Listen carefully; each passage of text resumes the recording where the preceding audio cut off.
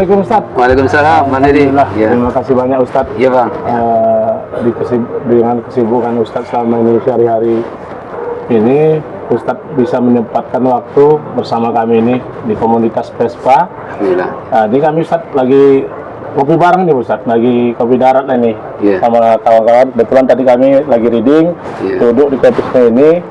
Kebetulan saya Ustaz bisa hadir di sini. Terima kasih banyak Ustaz. Kami Ustaz ingin bertanya nih Ustaz kepada Ustaz. Kebetulan Ustaz mewakili wakil anggota DPRD Sumatera Utara. Kota Medan, Bang. Kota Medan ya Ustaz. Gitu Ustaz. Sebenarnya banyak ini suatu pertanyaan hati kami ini sebagai komunitas Vespa. Apa sih peran penting anggota DPRD Medan ini untuk masyarakat dan untuk kami di komunitas Ustaz. Yang selama ini ada di anggota DPRD, tapi yang kami di masyarakat nyatanya belum ada gitu Ustaz. Yang nggak ada tapi ada gitu. Inilah yang mau saya tanyakan ke Ustaz. Sebelum saya jawab, mungkin yang tergambar di komunitas atau di pikiran abang-abang sebagai komunitas Vespa, apa yang sudah tergambar hari ini peran DPRD di mata komunitas? Terima kasih Ustaz. Kalau kami yang selama ini di komunitas Ustaz, ya sampai saat ini memang ya untuk peran anggota DPRD itu sedikit lah kami rasakan Ustaz. Karena apa Ustaz? Kami kan ini komunitas besar. Kalau di Sumatera Utara ini kami Vespa ini kalau dibilang besar Ustaz. Tapi untuk melakukan suatu kegiatan sosial di Medan ini Ustaz, kami untuk merangkul suatu anggaran itu nggak ada Ustaz. Jadi untuk membuat suatu kegiatan itu nggak ada Ustaz. Kenapa? Karena untuk itu kan kita harus membutuhkan biaya Ustaz. Jadi dulu Ustaz pernah kami bertanya ke pemerintahan, apakah memang ada kami dengan anggaran yang bisa dianggarkan untuk anak-anak Vespa di Sumatera Utara ini Ustaz. Jadi untuk melakukan suatu kegiatan Ustaz. Saya coba menjawab tidak hanya komunitas Vespa berbagai komunitas yang lain juga sering mengadukan ke kami menyampaikan aspirasinya. Kita akan sauti kalau memang komunitas Vespa ini sudah ada badan hukumnya, sudah ada sah diakui oleh pemerintah, maka itu boleh mengajukan nanti ke Pemko, ke DPRD melalui Pemko. Kita nanti akan sisihkan sejumlah anggaran, kira-kira komunitas Vespa ini kegiatan apa yang dilakukan. Misalkan bakti sosial, sunat massal, nyantuni fakir miskin, pada doa apa, itu sudah Bang kita anggarkan. Bahkan akhir-akhir ini yang paling banyak datang ke saya itu untuk diadvokasi agar mereka itu bisa memberikan bantuan sosial kepada masyarakat, itu sudah banyak yang kita berikan. Jadi antara lain Bang yang sudah selama ini sudah berjalan, bahkan udah periode kedua saya menjadi anggota DPRD, itu selalu kita berikan. Pertama untuk para lansia Bang. Jadi yang usianya 60 tahun ke atas, mereka tidak punya penghasilan, tidak ada sumber pemasukan dari anak, mungkin juga hanya mereka pas-pasan, itu kita berikan bantuan untuk pangan agar mereka itu layak hidupnya. Bisa jadi dalam bentuk uang atau dalam bentuk beras. Itu bisa juga kita sampaikan langsung ke Kementerian Sosial. Jadi selain anggaran melalui APBD Kota Medan, juga melalui dana APBN. Jadi kerjasama yang baik antara Pemko dengan pemerintah pusat melalui dinas sosial, itu kita sampaikan datanya. Nanti mereka berbantuan. Yang dulu waktu zaman pemerintahan sebelumnya itu dikenal dengan BLT, kemudian diganti dengan PKH, peserta keluarga harapan, kemudian juga KUBE. Ini kelompok usaha bersama ini, itu bisa Bang nanti dari komunitas mengajukan proposal, nanti kita lihat kalau badan hukumnya sudah ada, kira-kira programnya apa, nanti kita anggarkan sejumlah anggaran supaya kegiatan yang diajukan oleh komunitas Vespa ini bisa berjalan tidak hanya internal tapi juga bermanfaat untuk masyarakat. Apalagi komunitas Vespa bukan hanya di Medan tapi se-Sumatera Utara. Alangkah bagusnya kalau itu nanti bisa menghadirkan manfaat untuk komunitas Vespa se-Sumatera Utara, bahkan se-Indonesia. Kemudian yang berikutnya yang sudah kita lakukan Bang, itu bantuan untuk maghrib mengaji. Ya, jadi selama ini banyak anak-anak kita yang putus sekolah, kemudian ataupun yang masih aktif sekolah, mereka tidak bisa baca Quran. Itu gurunya sudah kita sahkan honornya melalui APBD. Jadi tidak ada alasan lagi mereka tidak mengaji karena tak sanggup bayar iurannya, karena kita sudah sahkan melalui APBD. Ada honor untuk para guru yang mengajar. Kemudian juga bilal jenazah, Bang. Nah, ini juga pegiat sosial ini yang selama ini melakukan bantuan sosial di masyarakat itu juga kurang diperhatikan. Maka setelah saya duduk di DPRD Medan, ketika itu saya menjadi ketua komisi B di periode pertama, kemudian periode kedua ini sebagai pimpinan, banyak keluhan masyarakat ini sampai ke kami, akhirnya kita tambahkan kuotanya. Jadi bila jenazah sudah kita tambahkan kuotanya, kemudian juga penggali kubur, kemudian imam masjid, imam musola, ketua BKM, ya. Bahkan sekarang lagi rame, Bang, itu Majelis Taklim. Ya, selama ini Majelis Taklim kan hidup segan mati tak mau. Walaupun mereka iurannya ada per bulan, ada 10.000, 15.000, tapi tidak banyak kita perhatikan anggotanya itu sampai nunggak 30 bulan. Karena nunggak dia nggak ikut wirid lagi, nggak ikut pengajian. Kenapa? Nggak sanggup bayar cicilan gitu. Kita sahkan melalui APBD. Itu per Majelis Taklim itu kita berikan bantuan 8 sampai 10 juta. Ya, jadi itulah perhatian kita sebagai anggota DPRD terhadap masyarakat supaya kehidupan masyarakat dalam menjalankan aktivitas ibadah, aktivitas sosial itu berjalan dengan baik. Karena tidak hanya mengandalkan uang kas yang mereka punya, tapi kita support melalui APBD.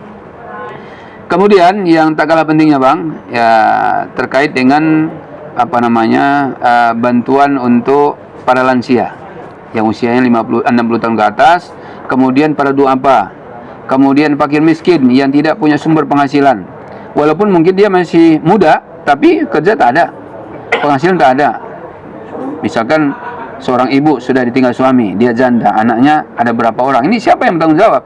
Ini negara sebenarnya. Makanya kami melalui Badan Anggaran di DPRD Medan itu menyisihkan sejumlah anggaran, mendata warga yang kurang mampu, walaupun belum semua ya, karena keterbatasan anggaran kita. Paling tidak sudah ada keberpihakan kita memberikan bantuan untuk para duafa yang mereka tidak punya penghasilan. Itu antara lain, Bang, peran-peran yang selama ini sudah kita lakukan. Selain kita juga membuat peraturan daerah, mana jalan yang tidak boleh parkir, itu kita buat pada mana daerah yang tidak boleh merokok sembarangan, kita sudah buat perdanya. Mana daerah-daerah yang dilarang untuk berjualan, supaya masyarakat juga tertib di lapangan. Itu, Bang, antara lain, Bang. Ya. Terima kasih, Ustaz. Udah gitu, Ustaz. Kebetulan, Ustaz. Ya, Bang. Ini dari kami komunitas ini pun ada, Ustaz. Kebetulan adik kita Wahyu Darmono ini mau nyalik ini, Ustaz. Nah itu, Ustaz. Kebetulan dia ini mau nyalik di dapil 4, Ustaz. Iya. Kebetulan mungkin dia bisa menjelaskan lagi tentang, karena kami pun banyak bertanya ke dia tentang komunitas Vespa ini, Ustaz. Iya. Dia kebetulan satu klub sama saya kan. Iya. Sering juga bertanya, Ustaz, pada dia apakah bisa peran penting anggota DPR, DPRD Medan ini untuk kami di komunitas Vespa. Ya, ini, mungkin sekaligus saya tambahkan, Bang, sebelum Wahyu datang. Ya, jadi antara lain peran kita yang sudah kita gulirkan ke masyarakat terkait dengan berobat gratis, Bang. Ya, berobat gratis itu bagi masyarakat Medan itu sejak 1 Desember 2022 itu sudah kita sahkan melalui APBD dan sudah diberlakukan oleh Pemko Medan. Siapapun warga Medan yang dia punya identitas Medan, dia punya KK, KTP, ya, atau kalau dia belum punya KTP berarti ada namanya di KK. Kalau dia sakit apapun sakitnya, selama itu terdeteksi secara medis, dia bisa berobat gratis.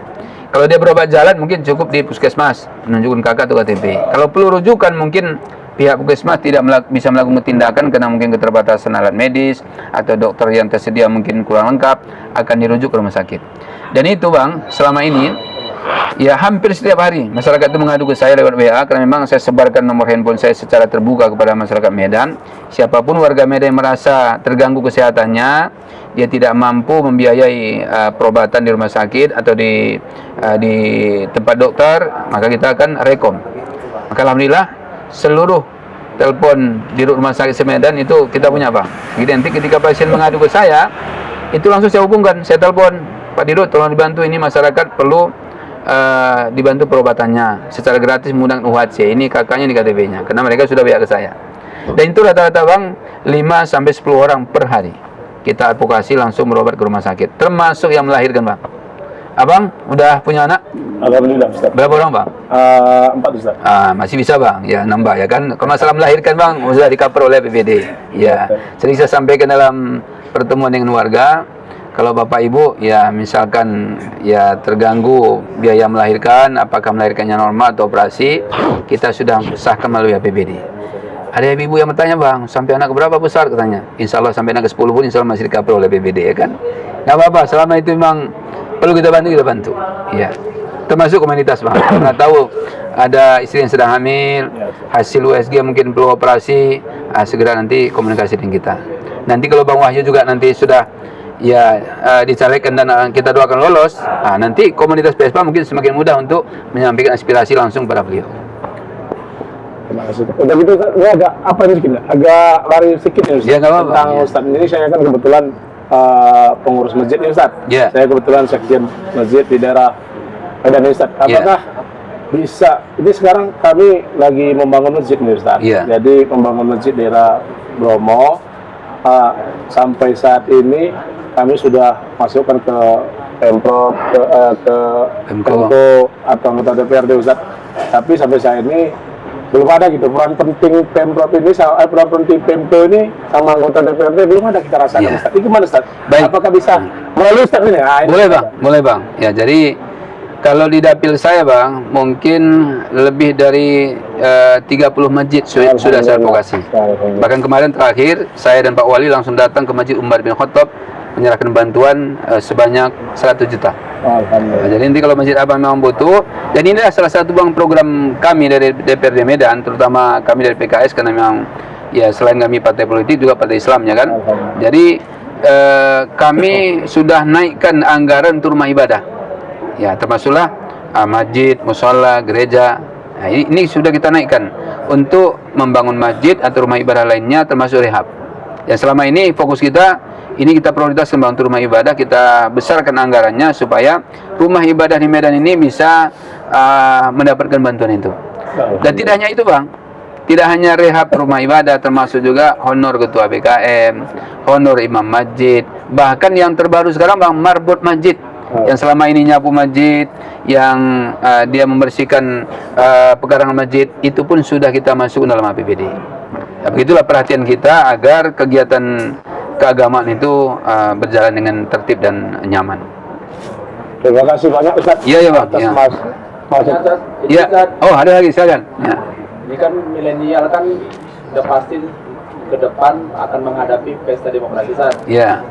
Seberapa penting peran milenial Gen Z untuk memilih dan ikut serta dalam pemilu 2024 yang akan datang? Iya. Dan penting nggak sih DPRD itu kami memiliki keterwakilan di DPRD dalam pemilu 2024? Kami merasa selama ini nggak penting ada DPRD karena kami gini-gini aja. Apa bisa Ustadz berikan penjelasan seberapa penting peran DPR, DPRD yang bisa mewakili kami di masa mendatang, apakah dari tingkat kesejahteraan maupun tingkat kesehatan, pendidikan dan yang lainnya? Ya, baik. Ini pertanyaan menarik ya. Ya, tentu jawabannya sangat penting. Karena dari hasil survei yang sudah dilakukan, itu 62% peserta pemilu itu adalah generasi milenial, anak muda.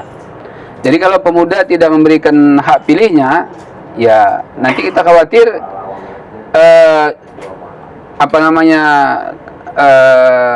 kepentingan anak muda tidak terperhatikan di pemerintahan, termasuk juga di DPRD. Karena kebijakan itu yang menentukan adalah pemerintah, ya, termasuk anggota DPRD yang ada di tingkat pusat, provinsi dan juga di Kota Medan. Jadi ketika anak muda seperti yang usulan Abang tadi tidak tertampung, harus kemana saluran aspirasinya? Nah, makanya tentu ke DPRD. Maka DPRD itu sangat penting bagi semua kalangan, termasuk anak muda.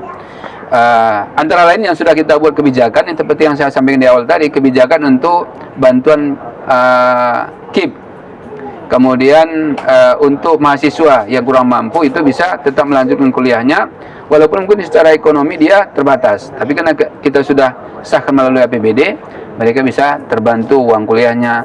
Termasuk juga anak-anak SD, SMP yang mungkin tidak bisa beli baju seragam, baju sekolahnya, itu sudah kita bantu melalui APBD. Dengan adanya peran itu, insya Allah semua rakyat di negeri ini terperhatikan, termasuk komunitas anak muda.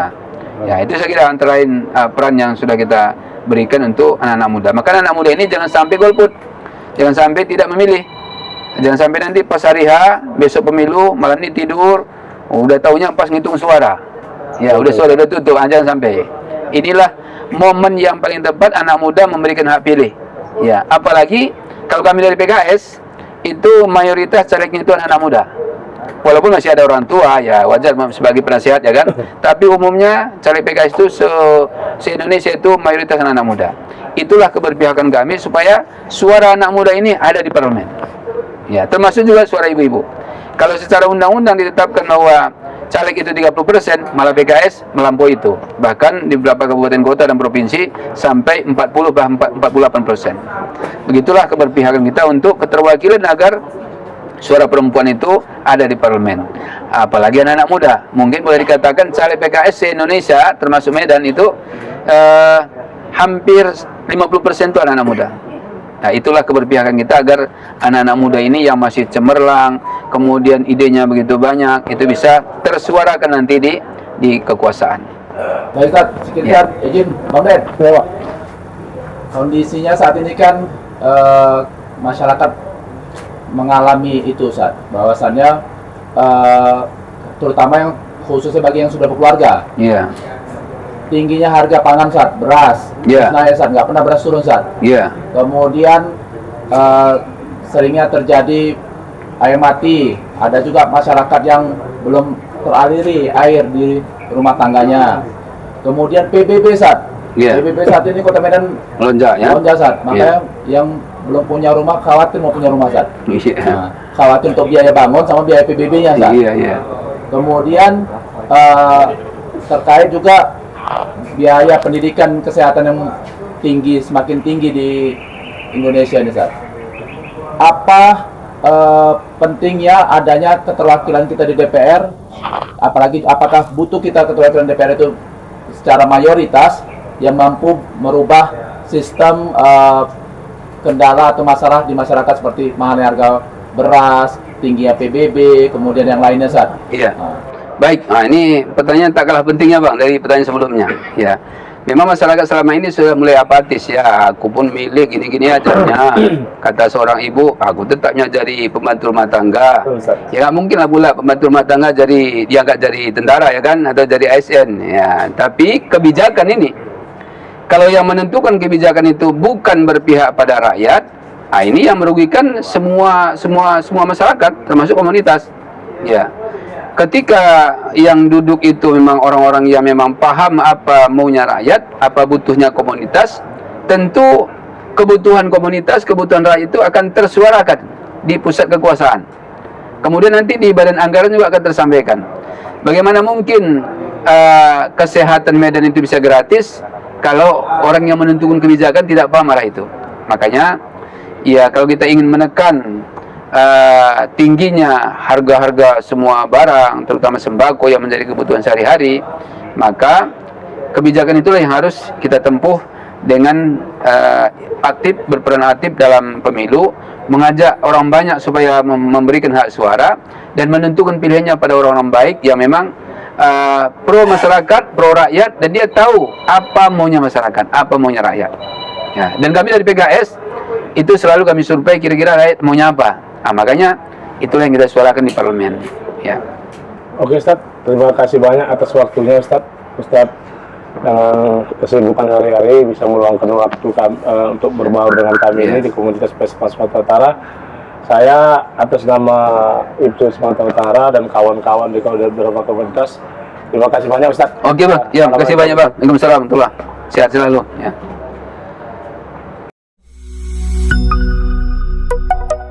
B News TV.